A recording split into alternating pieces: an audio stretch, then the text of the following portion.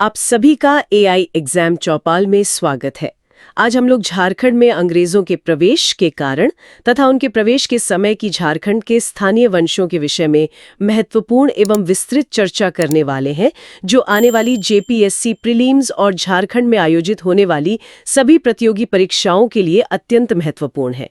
और इसी सिलसिले में आज हम इस डीप डाइव में एक बहुत ही दिलचस्प इतिहास को खंगालने वाले हैं। 1765 का वो साल जब दुनिया की सबसे ताकतवर ब्रिटिश ईस्ट इंडिया कंपनी को बंगाल, बिहार और उड़ीसा का राज मिल गया था। जी बिल्कुल। कागजों पर तो वो अचानक एक बहुत बड़े भूभाग के मालिक बन गए थे। हाँ, कागजों पर, लेकिन असलियत कुछ और ही थी।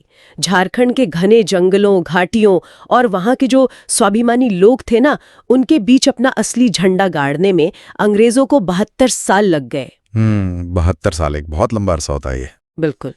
दुनिया के एक बड़े हिस्से को अपनी मुट्ठी में करने वाले एक विशाल साम्राज्य को झारखंड पर पूरी तरह नियंत्रण पाने में 1837 तक का लंबा समय क्यों लगा, यही आज की हमारी इस चर्चा का मुख्य विषय है।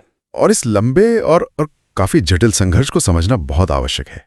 ये जो इतिहास है ना, ये केवल आधुनिक हथियारों से लैस सेनाओं के आमने सामने टकराने की कहानी नहीं है।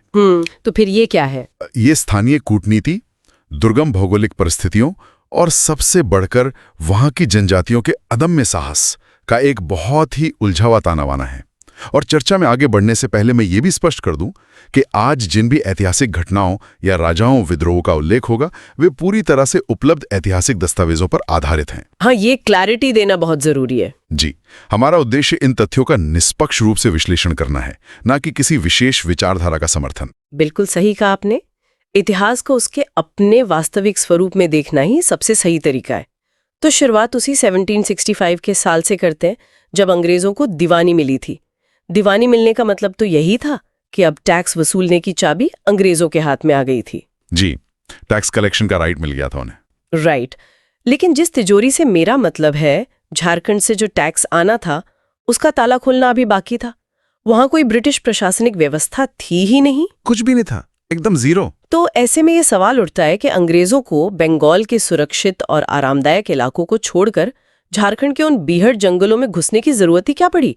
वो आराम से दूर से ही राज क्यों नहीं चला रहे थे? इस सवाल का जवाब ना ब्रिटिश साम्राज्य की गहरी रणनीतिक और आर्थिक मजबूरियों में छिपा है।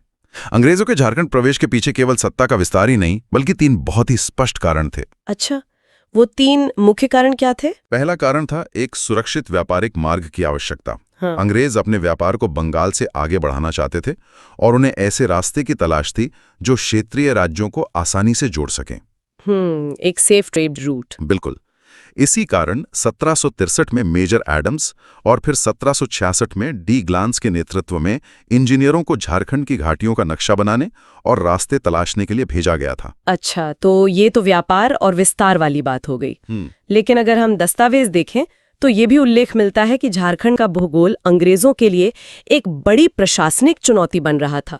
मतलब विद्रोही जमींदारों वाला एक मुद्दा था ना। हाँ, और यही उनका दूसरा सबसे बड़ा कारण था।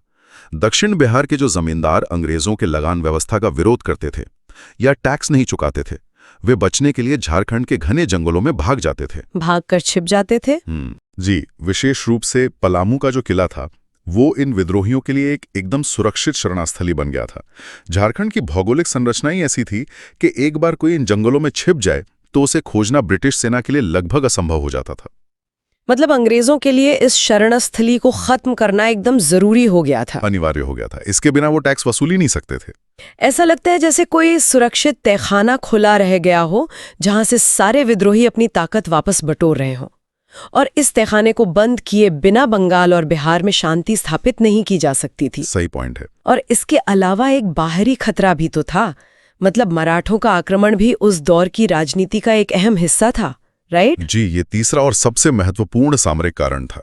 बिहार और बंगाल की जो दक्षिणी पश्चिमी सीमा थी, वो मराठों के लगातार हमलों के खतरे से घिरी हुई थी। और मराठे झारखंड के रास्ते से आते थे। बिल्कुल, मराठा सेना अक्सर पलामू किले से लगे पहाड़ी रास्तों का इस्तेमाल करके ही इन क्षेत्रों में प्रवेश करती थी। तो इन दुर्गम पहाड़ी मार्गों पर अपना कब्जा जमाना अंग्रेजों के लिए कोई विकल्प नहीं बल्कि एक रणनीतिक मजबूरी बन गया था। मजबूरी बन गई थी। अगर वे इन रास्तों को सुरक्षित नहीं करते तो उनका पूरा साम्राज्य हमेशा खतरे में ही रहता। एग्जैक्टली। तो इस बैकग्राउंड को समझने के बाद ये स्पष्ट हो जाता है कि अंग्रेज झारखंड में घुसने के लिए इतने उतावले क्यों थे। लेकिन प्रवेश करना इतना आसान नहीं था, है ना। 1767 में सिंहभूम जिले की ओर से अंग्रेजों का पहला बड़ा अभियान शुरू होता है। जी, सिंहभूम की तरफ से। मिदनापुर से फर्ग्यूसन नाम का एक अंग्रेज अधिकारी अपनी सेना लेकर आगे बढ़ता है। रास्ते में वो झाड़ग्राम और अन्य छोटे राजाओं को डरा धमकाकर अपने अधीन कर लेता है। लेकिन धालभूम पहुंचते ही ये कहानी एक नया मोड़ ले लेती है। धालभूम का जो प्रतिरोध है ना, वो स्वायत्ता बनाम औपनिवेशिक नियंत्रण की पहली बड़ी चिंगारी माना जाता है। पहली बड़ी बगावत। हाँ, जब फर्ग्यूसन ने धालभूम के राजा को अपनी सेना की ताकत का हवाला देते हुए सरेंडर करने यानी अधीनता स्वीकार करने का संदेश भेजा, तो राजा ने बिना किसी हिचकिचाहट के साफ इनकार कर दिया। सीधे मना कर दिया। और इसके बाद युद्ध होना तो तय था। और दस्तावेजों के अनुसार राजा ये युद्ध हार जाता है। लेकिन इसके बाद जो घटना घटती है वो बहुत ही चरम कदम लगता है मुझे। 22 मार्च 1767 को राजा ने घाटशिला स्थित अपने ही शानदार महल में आग लगा दी। जी, अपने ही महल को जला दिया। मतलब अपने ही महल को जला देना, क्या ये सिर्फ हार की हताशा थी या इसके पीछे कोई गहरी रणनीति काम कर रही थी? देखिए, ये इतिहास का एक बहुत ही महत्वपूर्ण क्षण है। महल जलाना केवल हताशा नहीं थी, बल्कि ये स्कॉर्च्ड अर्थ यानी भस्म करो और भागो की एक सोची समझी सैन्य रणनीति थी। अच्छा, ताकि दुश्मन के हाथ कुछ ना लगे। बिल्कुल। राजा ये संदेश देना चाहता था कि ब्रिटिश सेना को इस जमीन पर कोई भी संसाधन आसानी से उपलब्ध नहीं होगा। ये ब्रिटिश सत्ता को एक खुला और कड़ा संदेश था कि जमीन छीनी जा सकती है, लेकिन स्वाभिमान नहीं। वाह। इसके बाद राजा को बंदी बना लिया गया और अंग्रेजों ने उसके भतीजे जगन्नाथ धवलदेव, जिन्हें जगन्नाथ धाल भी कहा जाता है, उन्हें 5,500 रुपए के सालाना कर पर नया राजा नियुक्त कर दिया। अंग्रेजों की रणनीति बहुत पुरानी थी कि किसी अपने ही व्यक्ति को गद्दी पर बैठा दो ताकि नियंत्रण बना रहे। जी, पपेट किंग बना दो। हाँ, पपेट किंग। लेकिन जगन्नाथ धाल के मामले में उनका ये दांव पूरी तरह से उल्टा पड़ गया। उसी भतीजे ने, जिसे अंग्रेजों ने गद्दी पर बैठाया था, एक भयंकर विद्रोह कर दिया, जिसे इतिहास में धाल विद्रोह के नाम से जाना जाता है। और ये विद्रोह अंग्रेजों के लिए एक बुरे सपने जैसा साबित हुआ। जगन्नाथ धाल ने पारंपरिक युद्ध के बजाय छापामार शैली अपनाई। Guerrilla warfare. जी, गुरिल्ला वॉरफेयर। झारखंड के जंगलों का चप्पा चप्पा उनकी सेना पहचानती थी। लेफ्टिनेंट रूक और कैप्टन मॉर्गन जैसे अनुभवी अंग्रेज अधिकारियों को इस विद्रोह को कुचलने में भारी नुकसान उठाना पड़ा। और फिर स्थिति इतनी बेकाबू हो गई कि अंग्रेजों को जगन्नाथ धाल को हटाकर एक और नए व्यक्ति नीमू धाल को राजा बनाना पड़ा। नीमू धाल को? हाँ। लेकिन जगन्नाथ धाल और उनके समर्थकों ने हार नहीं मानी और वे लगातार जंगलों से हमले करते रहे। और इस छापामार युद्ध का परिणाम ये हुआ कि जो ब्रिटिश ईस्ट इंडिया कंपनी बड़े बड़े साम्राज्यों को कुछ ही दिनों में घुटनों पर ला देती थी, उसे धालभूम के जंगलों में 1 दशक तक संघर्ष करना पड़ा। पूरे 10 साल। 1777 में अंग्रेजों को हार माननी पड़ी और शांति स्थापित करने के लिए उसी विद्रोही जगन्नाथ धाल को वापस राजा स्वीकार करना पड़ा। बाद में 1800 ईस्वी में जाकर उनका सालाना कर 4,267 रुपए स्थायी रूप से तय किया गया। जी। ये घटना दिखाती है कि स्थानीय समर्थन और भौगोलिक ज्ञान के सामने एक विशाल सेना भी बेबस हो सकती है। ये एक बहुत ही सटीक विश्लेषण है आपका। धालभूम की घटना उन लोगों की कहानी है जिन्होंने सीधे हथियार उठाए। लेकिन जब हम इतिहास का गहराई से अध्ययन करते हैं तो पता चलता है कि हर राजा या रियासत ने ये रास्ता नहीं चुना। हाँ, सबने बगावत नहीं की। बिल्कुल। अपनी सत्ता और जमीन को बचाने का एक दूसरा तरीका भी होता है, समझौता और अवसरवाद।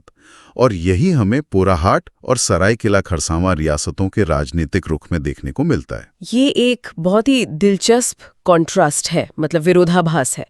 1767 में जब एक तरफ धालभूम धूं-धूं कर जल रहा था, स्वतंत्रता की लड़ाई लड़ी जा रही थी, ठीक उसी समय पोराहाट के राजा जगन्नाथ सिंह अपने चचेरे भाई शिवनाथ सिंह के खिलाफ आंतरिक कलह में उलझे हुए थे और अंग्रेजों से सैन्य मदद मांग रहे थे। हाँ, शुरुआत में तो अंग्रेजों ने पोराहाट के राजा की इस गुहार पर कोई खास ध्यान नहीं दिया, लेकिन कूटनीति में आर्थिक हित हमेशा सबसे ऊपर होते हैं। पैसों का मामला। पैसों का मामला। 1773 में अर्थशास्त्र ने अपना खेल दिखाया। अंग्रेजों के पास नमक के व्यापार का एकाधिकार था, जिससे उन्हें भारी राजस्व मिलता था।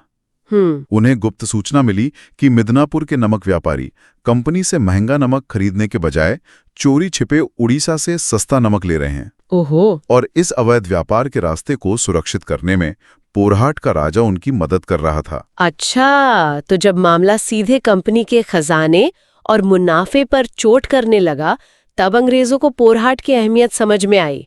राजस्व के इस भारी नुकसान ने ब्रिटिश अधिकारियों को तुरंत हरकत में ला दिया होगा।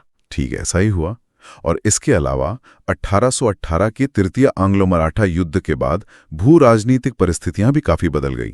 अंग्रेजों को अपनी सेना और व्यापार के लिए संबलपुर और बंगाल के बीच एक सीधी और सुरक्षित सड़क की आवश्यकता थी, जो सिंहभूम से होकर गुजरती थी। तो दोनों तरफ से जरूरत थी। जी। इन दोनों कारणों, नमक व्यापार और सामरिक मार्ग के चलते, अंततः 1820 में कैप्टन रसेल ने पोरहाट के तत्कालीन राजा घनश्याम सिंह के साथ एक संधि कर ली। और आपको जानकर हैरानी होगी कि ये संधि मात्र 101 रुपए के सालाना कर पर हुई थी। सिर्फ 101 रुपए? राजा घनश्याम सिंह ने भी इस संधि में अपने कुछ हित देखे होंगे। बिल्कुल देखे थे, क्योंकि दस्तावेजों से पता चलता है कि वे सरायकेला रियासत पर अपनी संप्रभुत्व जताना चाहते थे और अपनी कुल देवी पुरी देवी की मूर्ति भी वापस पाना चाहते थे, जो किसी अन्य के कब्जे में थी। जी, पुरी देवी की मूर्ति ये उनके लिए एक बड़ा भावनात्मक और राजनीतिक मुद्दा था। मतलब ये एक ऐसा समझौता था जहां दोनों पक्ष अपने अपने स्वार्थ साध रहे थे। इसी कड़ी में सरायकेला और खरसावां के शासकों की रणनीति पर भी चर्चा करना जरूरी हो जाता है, जिन्होंने संघर्ष के बजाय पूरी तरह से सहयोग की नीति को प्राथमिकता दी। हाँ, सरायकेला रियासत, जिसकी स्थापना 1620 में हुई थी, और खरसावा ने एक लंबी कूटनीतिक पारी खेली। उन्होंने ब्रिटिश सत्ता का विरोध करने के बजाय उनके साथ खड़े रहने का निर्णय लिया, उनका साथ दिया। जी। उदाहरण के लिए 1803 के मराठा युद्ध में सरायकेला के राजा अभिराम सिंह ने अंग्रेजों की सैन्य मदद की। 1820 में जब रुदन मुंडा के नेतृत्व में विद्रोह हुआ, तो सरायकेला में विद्रोही नेता को गिरफ्तार करवाने में भी अंग्रेजों का साथ दिया। यहां तक कि 1857 की महान क्रांति के दौरान भी इन रियासतों ने ब्रिटिश हुकूमत के प्रति अपनी वफादारी बनाए रखी। और इस निरंतर वफादारी का उन्हें पुरस्कार भी तो मिला। अंग्रेजों ने उनकी स्वायत्ता को समाप्त करने के बजाय उन्हें एक रियासत यानी एक प्रिंसली स्टेट के रूप में आधिकारिक मान्यता दे दी। बिल्कुल। ये मान्यता इतनी मजबूत थी कि 1948 में भारतीय संघ में विलय होने तक सरायकेला एक स्वतंत्र रियासत के रूप में कायम रहा। ये इतिहास का वो पहलू है जो दिखाता है कि कैसे एक ही भौगोलिक क्षेत्र में अलग अलग शासकों ने अपने अस्तित्व को बचाने के लिए बिल्कुल अलग अलग रणनीतियां अपनाई। एकदम सही। लेकिन कूटनीति और संधियों की ये बात हमें उस समुदाय से दूर नहीं ले जा सकती जिसने अंग्रेजों को सबसे भयंकर और ऐतिहासिक टक्कर दी। आप हो जनजाति की बात कर रहे हैं? जी, हम बात कर रहे हैं हो देशम यानी कोल्हान के इलाके की और वहां निवास करने वाली हो जनजाति की। ये इस पूरे कालखंड का शायद सबसे उग्र और सबसे प्रेरणादायक अध्याय है। हो जनजाति के लोग लंबे समय से बाहरी हस्तक्षेप से एकदम मुक्त रहे थे। उनका स्वभाव इतना स्वतंत्र और युद्ध कौशल में इतना निपुण था कि ब्रिटिश कंपनी के दस्तावेजों में उन्हें खौफ के साथ लड़ाका कोल कहा गया। लड़ाका कोल, जी। जब 1820 में मेजर रफसेज अपनी सेना लेकर इस इलाके में घुसता है, तो चाईबासा के पास रोरो नदी के तट पर जो टकराव होता है वो एक ऐतिहासिक युद्ध बन जाता है। हो जनजाति ने केवल अपने पारंपरिक तीर कमान के दम पर अंग्रेजों की आधुनिक बंदूकों का सामना किया। इस युद्ध की ऐसी क्या रणनीति थी जिसने अंग्रेजों को इतना हैरान कर दिया? देखिए, इस युद्ध में हो जनजाति का प्रदर्शन केवल साहस का प्रतीक नहीं था, बल्कि ये बेहतरीन सामरिक रणनीति का भी उदाहरण था। वे अपनी भौगोलिक परिस्थितियों का भरपूर फायदा उठाना जानते थे। भूगोल उनके पक्ष में था। बिल्कुल। रोरो नदी के तट और आसपास के जंगल उनके लिए ढाल का काम कर रहे थे। उन्होंने छापामार युद्ध की तकनीक का इस्तेमाल किया, जहां वे अचानक जंगलों से निकलते, तीरों की बौछार करते और ब्रिटिश सैनिकों के संभलने से पहले ही वापस जंगलों में विलीन हो जाते। वाओ, ये तो बहुत ही इम्प्रेसिव है। अवस्था में किसी भी दिक्कू यानी बाहरी व्यक्ति का हस्तक्षेप बिल्कुल बर्दाश्त नहीं करता था। ये वैचारिक दृढ़ता ही उनकी सबसे बड़ी ताकत थी। दिक्कू मतलब कोई भी आउटसाइडर, लेकिन अंग्रेजों की सैन्य शक्ति अंततः भारी पड़ने लगी थी। दस्तावेजों के अनुसार 1821 में कर्नल रिचर्ड्स को एक बहुत बड़ी सेना लेकर आना पड़ा। जी, भारी फोर्स बुलानी पड़ी थी। इसके बाद हो समुदाय को एक संधि के लिए बाध्य होना पड़ा, जिसमें कर देना और अपने क्षेत्र से गुजरने वाली सड़कों को सुरक्षित रखने जैसी शर्तें शामिल थीं। तो क्या ये मान लिया जाए कि एक कागजी संधि से लड़ाका कुल शांत हो गए थे? इतिहास इस बात का गवाह है कि ये शांति बहुत ही अल्पकालिक थी, बहुत कम समय के लिए। जनजातीय समुदायों के लिए कागजी संधियां उनके प्राकृतिक अधिकारों से बढ़कर नहीं थी। जमीन से उनका जुड़ाव बहुत गहरा था। जी, जब 1831-32 का प्रसिद्ध कोल विद्रोह हुआ तो हो जनजाति फिर से अपने पूरे वेग के साथ हथियार उठाकर उठ खड़ी हुई। इस बार का विद्रोह इतना तीव्र था कि ब्रिटिश प्रशासन की जड़ें हिल गईं। और इस लगातार चलने वाले खूनी संघर्ष से अंग्रेजों को यह स्पष्ट हो गया था कि इस क्षेत्र को डरा धमकाकर या ताकत के बल पर सीधे तौर पर नहीं चलाया जा सकता। यहीं से उनकी प्रशासनिक रणनीति में एक बड़ा बदलाव देखने को मिलता है। और यही वो मोड़ है जहां 1837 में कैप्टन विल्किंसन ने एक नई और विशेष व्यवस्था लागू की। उन्होंने पोरहाट, सरायकेला और मयूरभंज के कुछ अशांत हिस्सों को मिलाकर एक पूरी तरह से नई प्रशासनिक इकाई का गठन किया, जिसे कोल्हान का नाम दिया गया। बिल्कुल।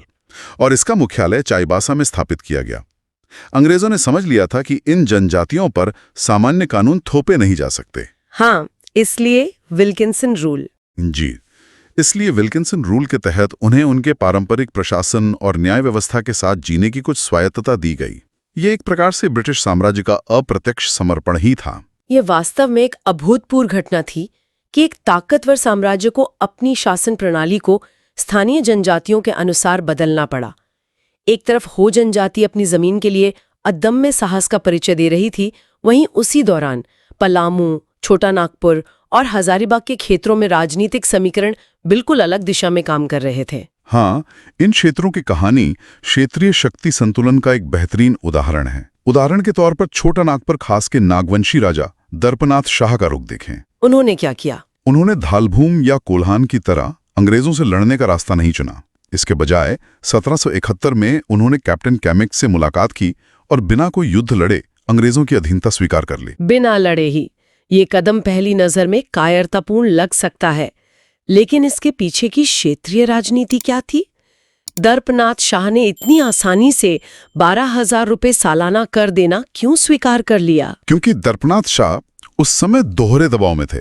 एक ओर तो उन्हें इन्हीं लड़ाका कुलों के निरंतर हमलों का सामना करना पड़ रहा था, जिससे उनके राज्य की शांति भंग हो रही थी। अच्छा। और दूसरी ओर हजारीबाग क्षेत्र के रामगढ़ का राजा मुकुंद सिंह उनका एक बड़ा और पारंपरिक दुश्मन बन चुका था। दर्पनाथ शाह ने यह आकलन किया कि अगर वो अंग्रेजों के साथ समझौता कर लेते हैं तो ब्रिटिश सेना इन दोनों खतरों के खिलाफ उनकी रक्षा के लिए एक ढाल बन जाएगी। ओहो, कूटनीति में दुश्मन के दुश्मन को दोस्त बनाने वाली नीति। एग्जैक्टली, वही नीति। और अंग्रेजों ने इस ढाल बनने की भूमिका को बखूबी निभाया भी। इसी कैप्टन कैमिक ने आगे चलकर पलामू पर भी हमला किया।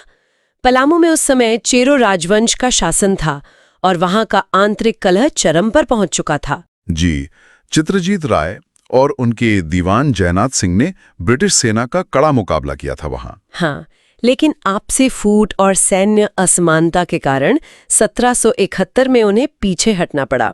इसके बाद अंग्रेजों ने अपनी पुरानी नीति अपनाते हुए गोपाल राय को पलामू की गद्दी सौंप दी, जो उनके इशारों पर काम कर सके। लेकिन इस पूरी क्षेत्रीय राजनीति में सबसे अलग और सबसे कड़ा रुख हजारीबाग क्षेत्र के रामगढ़ के राजा मुकुंद सिंह का था।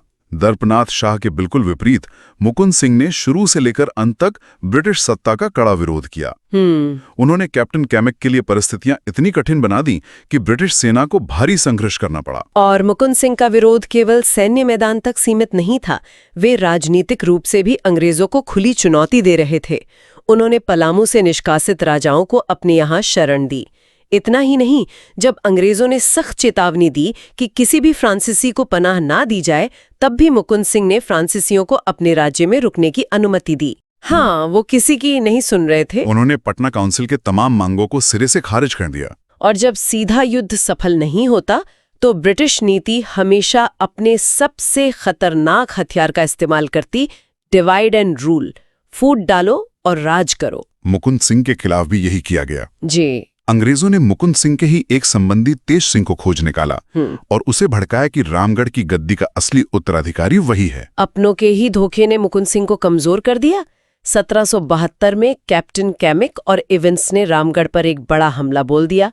तेज सिंह के विश्वासघात और आंतरिक समर्थन के अभाव में मुकुंद सिंह को अपना राज्य छोड़कर भागना पड़ा। और इसके बाद 1774 ईस्वी में अंग्रेजों ने ठाकुर तेज सिंह को रामगढ़ का नया राजा घोषित कर दिया और 30,000 रुपए की भारी सालाना मालगुजारी तय कर दी। 30,000 बहुत बड़ी रकम थी है। बहुत बड़ी।